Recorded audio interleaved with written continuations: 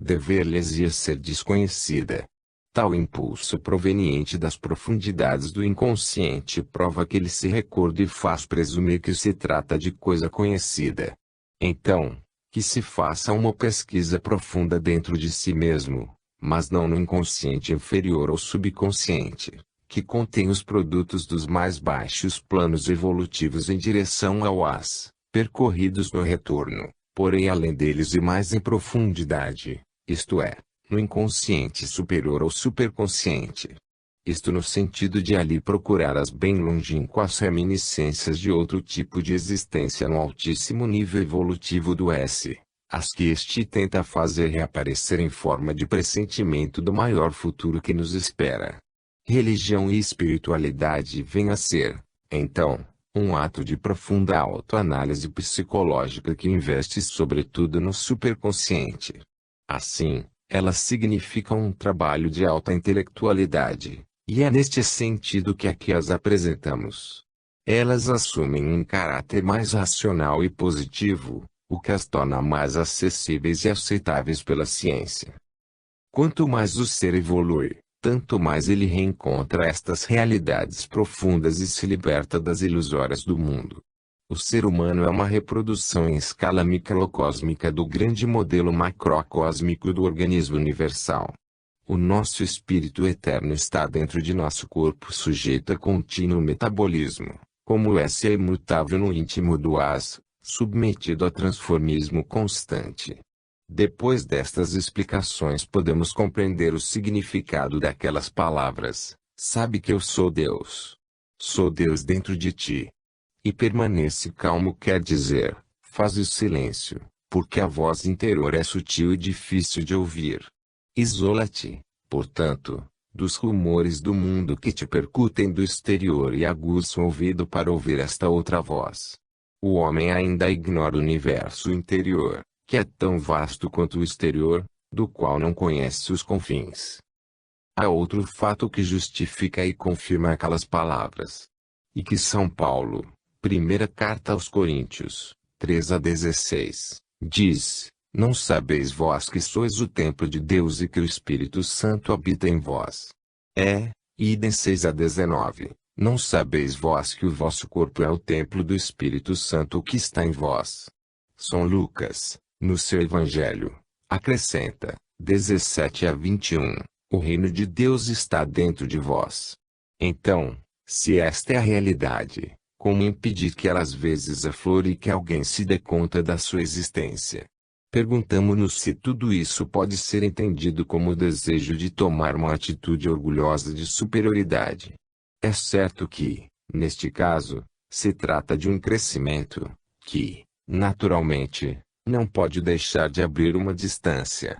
Mas é um crescimento positivo de tipo S, portanto não simulado, egoísta, separatista, ou seja, antivital para os outros, mas verdadeiro, generoso, unitário, isto é, vital para todos, porque implica um amplexo para elevar juntamente consigo os próprios semelhantes.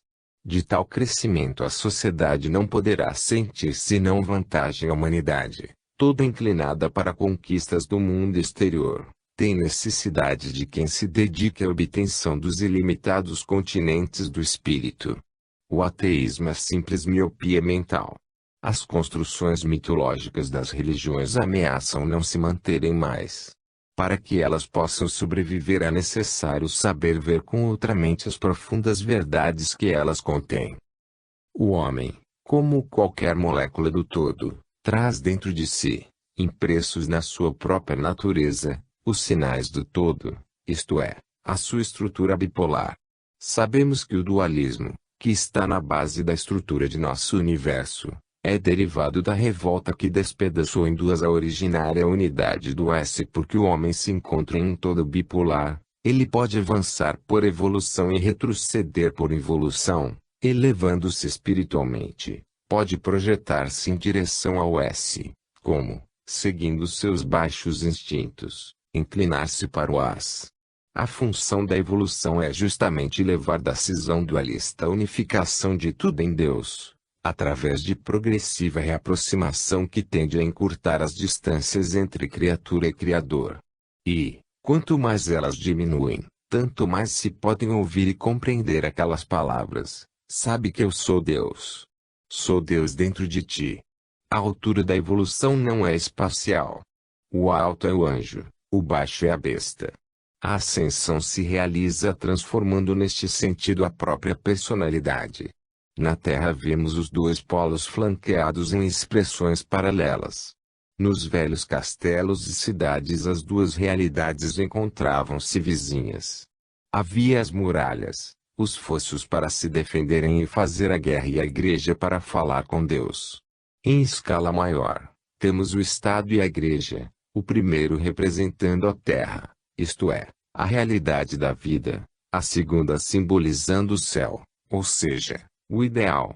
Estes são os dois polos que, coexistindo no mesmo terreno, disputam entre si o homem. As formas da conduta do idealista perante o mundo podem resumir-se em três fases. 1. A do jovem que, cheio de fé e de entusiasmo, crê sinceramente nas belas coisas que lhe ensinam. 2. A do homem que, colocado em contato com a realidade, descobre como, nos fatos, o mundo está longe dos princípios ideais que proclama, escandalizando-se, portanto, e reclamando contra a mentira, para que os princípios sejam vividos a sério.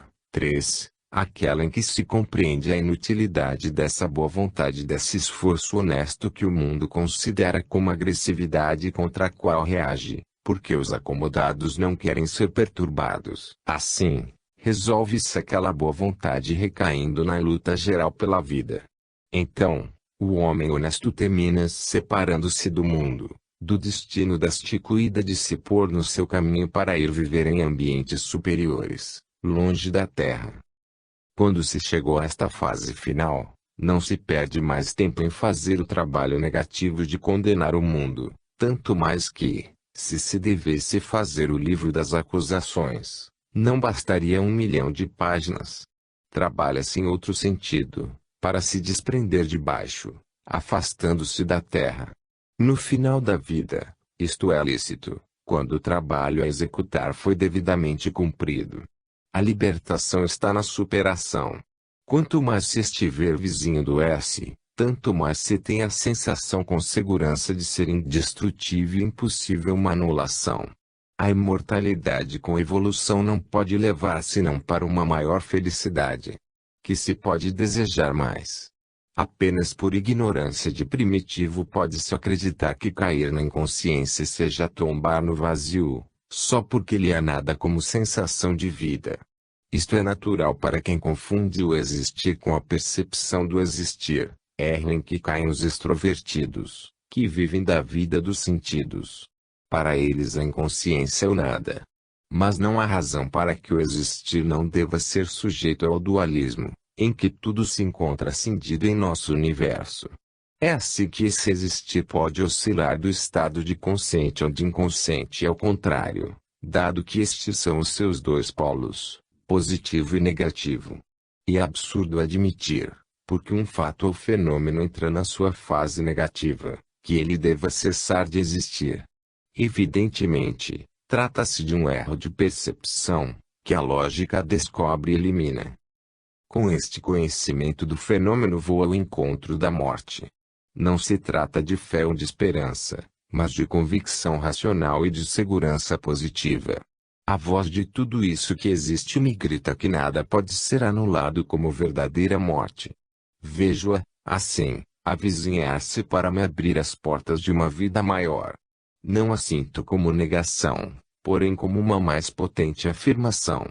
O seu verdadeiro conteúdo é libertação. Restituirá à terra tudo aquilo que ela me deu, inclusive o meu corpo dentro do qual fiz tão longa viagem. O que pertence à terra é justo que fique aí. Mas o que pensei, desejei e fiz neste trajeto é meu e o levo comigo. Como avizinhar-se da hora suprema, aproxima-se sempre mais a figura de Cristo, que me sustentou neste longo esforço. Sei que o verei na hora da morte, ao cumprir a minha missão, chancela final do meu trabalho, para tudo confiar nas suas mãos. Ele apareceu no começo desta obra. Reaparecerá no fim. Com Cristo se iniciou a narração deste volume e com ele se fechará. Há pouco falei de Deus, agora falo de Cristo. Poderiam perguntar-me como entendo estes dois conceitos e que relação vejo entre os dois, se distantes ou unificados, isto é, se creio em Cristo só como homem, ou em Cristo Deus. Não tenho dúvida alguma sobre a divindade de Cristo, fato lógico, racionalmente sustentável quando seja entendido no seu justo significado. Perante o homem, Cristo e Deus representam a mesma meta a alcançar, a mesma direção do caminho evolutivo, o mesmo ponto final deste com a solução do ciclo involutivo-evolutivo. O S neste sentido unifica os dois conceitos de Cristo e Deus. Mas os distingo enquanto entendo Deus como o Pai, o Criador, que permaneceu no centro do S, e Cristo como seu derivado, como diz a própria palavra Filho, a saber, a criatura que aquele Criador gerou. Mas unifica de novo o fato de que meu Filho é constituído da mesma substância do Pai, de modo que Cristo é também Deus. Ora, se Cristo é o Filho, o fruto da criação do Pai, o conceito de Cristo coincide com o de S, porque a criação do primeiro volta a entrar na do segundo. O nosso universo é tão imperfeito que seria loucura acreditar que ele tivesse saído das mãos de Deus como sua obra direta. Assim, a primeira criação foi espiritual e perfeita, como é Deus, feita de puros espíritos extraídos exclusivamente da sua substância, porque, além do todo Deus, nada podia existir. Deste modo, nasce a terceira pessoa da Trindade, o Filho ou S, sendo a primeira o Espírito ou pensamento, a segunda o Pai ou ação, a terceira o Filho ou a obra realizada. Eis que, na lógica da estrutura da Trindade e do processo criativo, Cristo não pode estar situado senão no S. O resultado da criação foi um só, que se pode chamar Filho, Cristo, Sistema.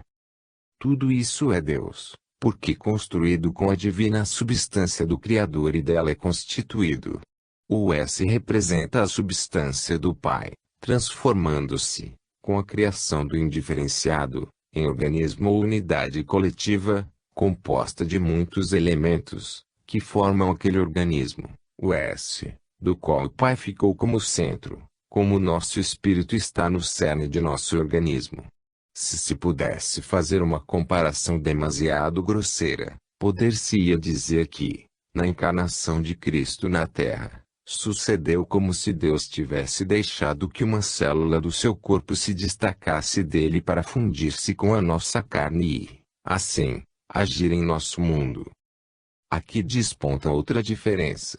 Enquanto os elementos do esse, incluindo Cristo, que ficaram isentos da revolta e da queda, permaneceram na sua pureza originária, as criaturas de nosso universo caíram no polo oposto e se corromperam no as.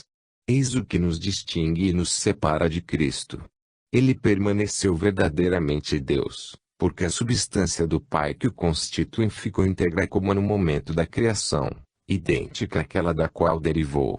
É assim para os outros elementos do S também as referidas criaturas decaídas tiveram a mesma origem e foram feitas da mesma substância. Esta, no entanto, ofuscou-se com a queda, e a divina centelha se aprisionou no ciclo involutivo-evolutivo, no processo do transformismo necessário para retornar purificada ao S. Não obstante esta imensa distância que nos separa de Cristo, a que vai do S ao As, há um fato que nos avizinha dele: todas as criaturas, mesmo as decaídas, são filhas de Deus. Esta qualidade de origem não se pode cancelar. Então, se o ponto de partida do nascimento é igual para todos, na base da existência de todos os seres há uma fraternidade universal que liga em parentesco, como dentro de uma mesma família, as criaturas do Essas do As. Eis o fato que nos aproxima de Cristo. Assim, temos de um lado, no S, as criaturas sem mácula, que ficaram unidas a Deus, e, do outro, em nosso universo, o As, as criaturas culpadas e decaídas, separadas de Deus. Porém todas as criaturas saíram da mesma criação, ainda que se depois, num segundo tempo, tenha surgido a cisão entre as que permaneceram com Deus e as que se afastaram dele. Os cidadãos do esse são, no fundo, irmãos dos doás. Também Cristo é nosso irmão. É esta fraternidade que nos explica o que provocou e como foi possível a aproximação Cristo-humanidade.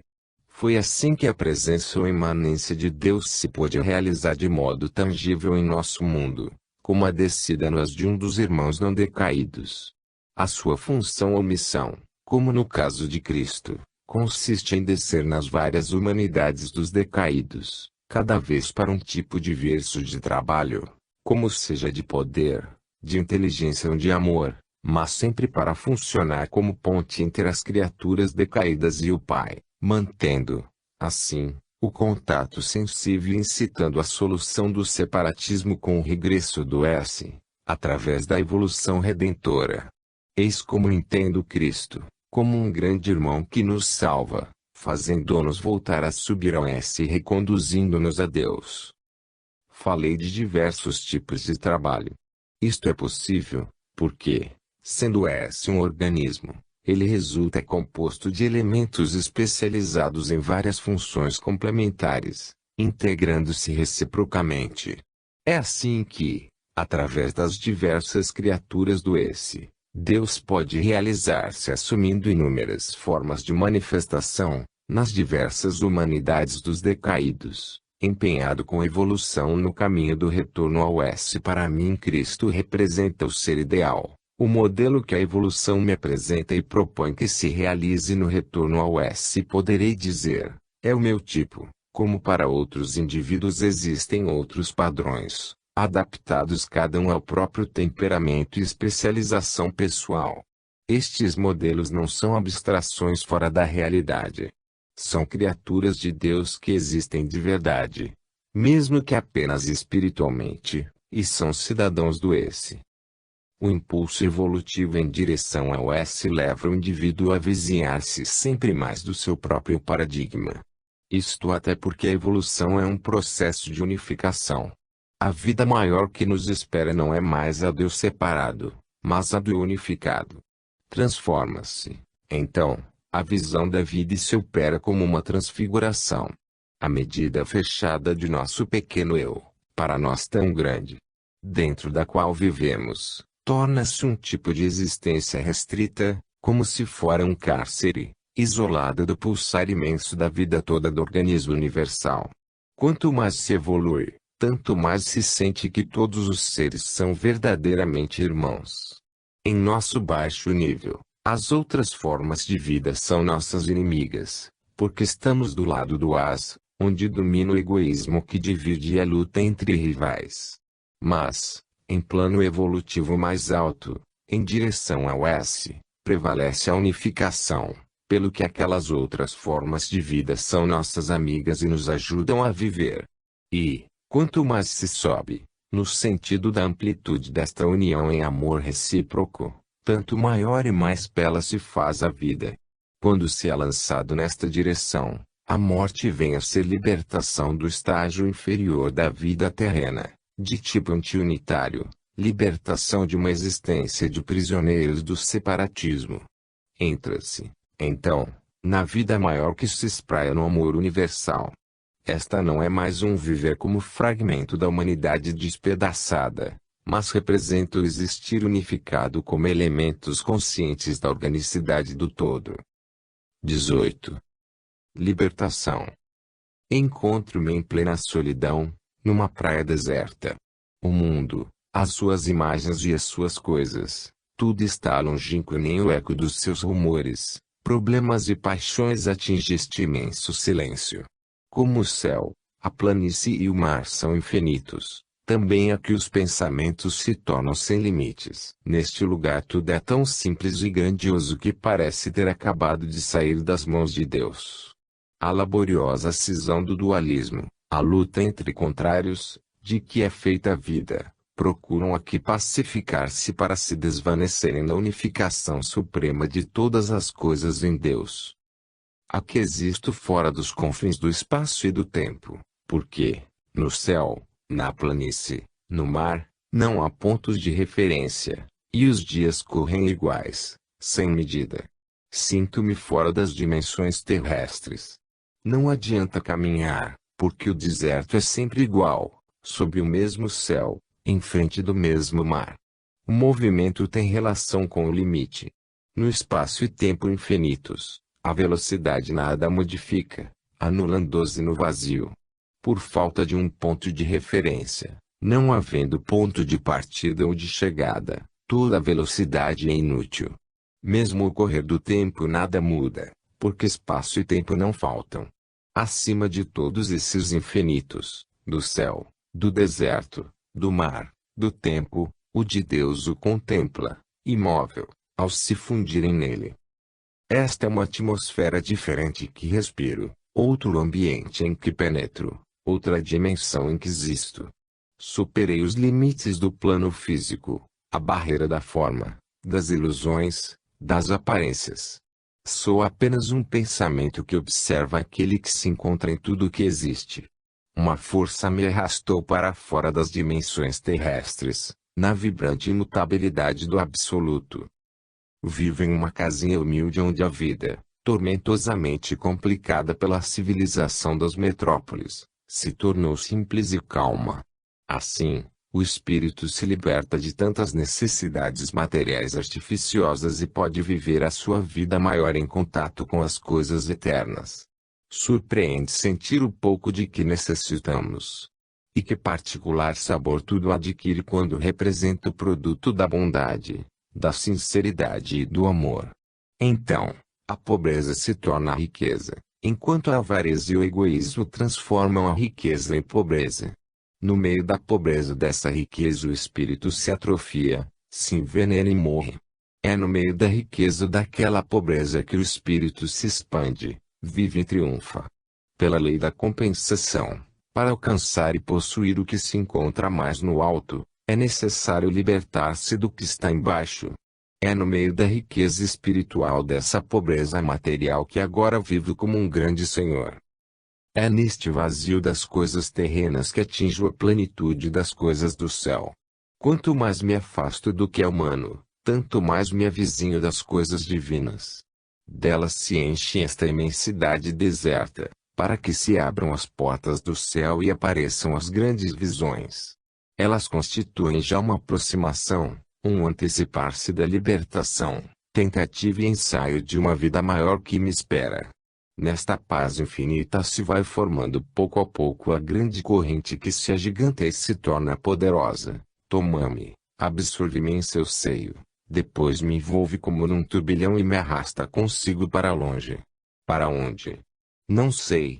Leva-me para outro plano de existência, onde já não sou eu que penso, mas o universo.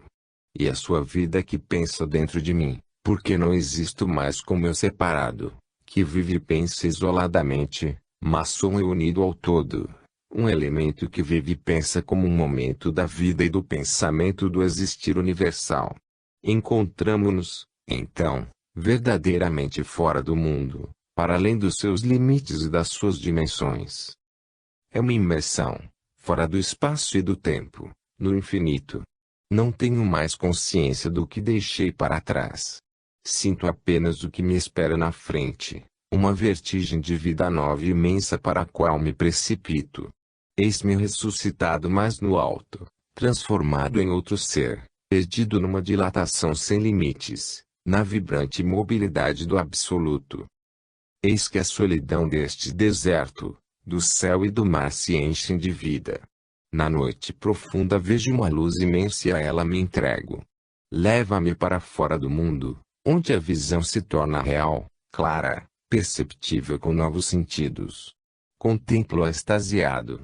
Observo-me para controlar tudo com a razão. Olho e registro em pensamento. Transporto tudo o que vejo para o meu cérebro, para as dimensões terrestres. Traduzo na linguagem humana e por fim o fixo com palavras nos escritos. Assim vivo nesta casinha humilde à beira do mar, num deserto povoado de pensamentos, no meio do vento e das ondas, hospedado graças à bondade e amor de um amigo sincero. Assim vivo aqui, livre e despreocupado, longe do inferno humano.